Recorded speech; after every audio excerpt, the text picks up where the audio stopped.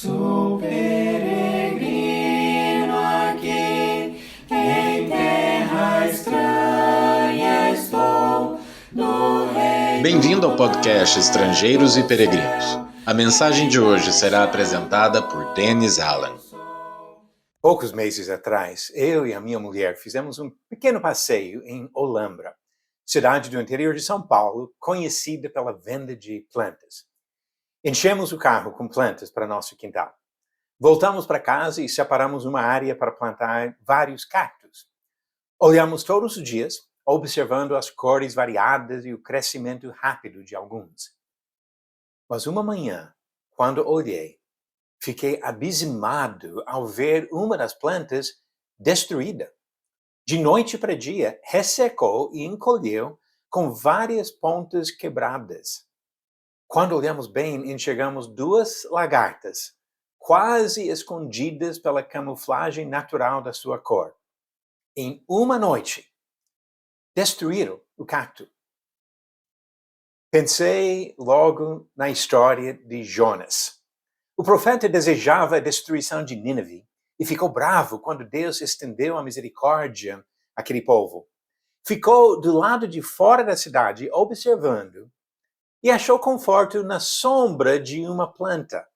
O texto diz, em Jonas 4, versículo 8, que Deus enviou um verme que atacou a planta e ela secou.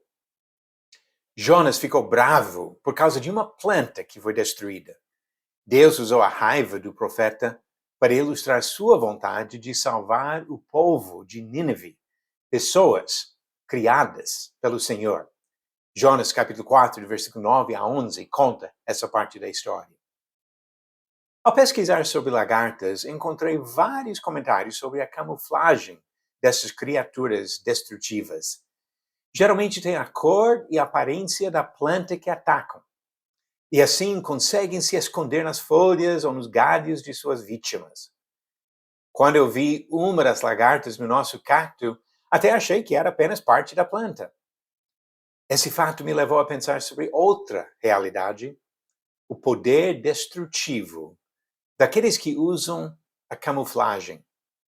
Uma pessoa que se apresenta falsamente como servo do Senhor no meio de cristãos pode causar muitos danos antes de ser corretamente identificada. As Escrituras alertam sobre o perigo de ímpios que se infiltram no meio dos cristãos sem serem notados.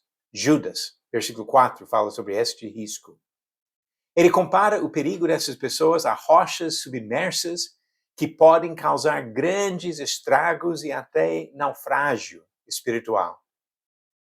Essas pessoas falsas e hipócritas são descritas por Jesus como lobos vorazes disfarçados de ovelhas. Mateus 7, versículo 15. Paulo avisou sobre a ameaça dessas pessoas no meio da igreja, até em posições de liderança, quando ele falou com os bispos da igreja em Éfeso, em Atos capítulo 20, versículos 29 a 31. Um cacto leva anos para se desenvolver e crescer, mas pode ser derrubado em uma noite por uma lagarta. Famílias e igrejas levam décadas para crescer e amadurecer, mas podem ser destruídas por pessoas ímpias, camufladas no meio dos fiéis. Vamos ser vigilantes para evitar que essas pessoas, esses vermes ou lagartas, destruam o povo do Senhor.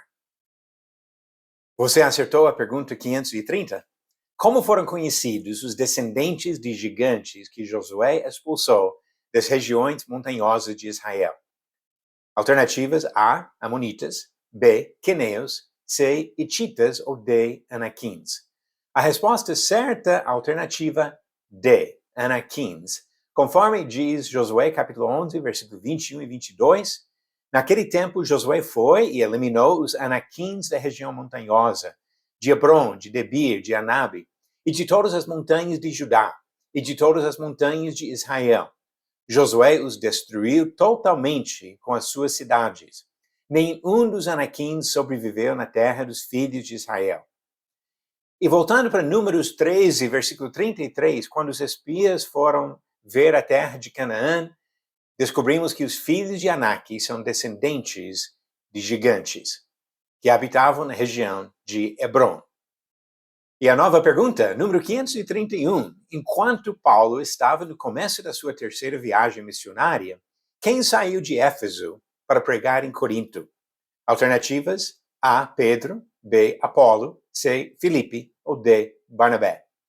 A resposta no final do próximo episódio. Devemos ter muito cuidado com pessoas camufladas no meio dos cristãos, mas também devemos ter muito cuidado com nossa própria vida, para não ser essas pessoas hipócritas e destrutivas que derrubam o que Deus plantou. Obrigado por nos acompanhar nessa jornada pelas Escrituras. Volte amanhã para ouvir mais uma mensagem do podcast Estrangeiros e Peregrinos.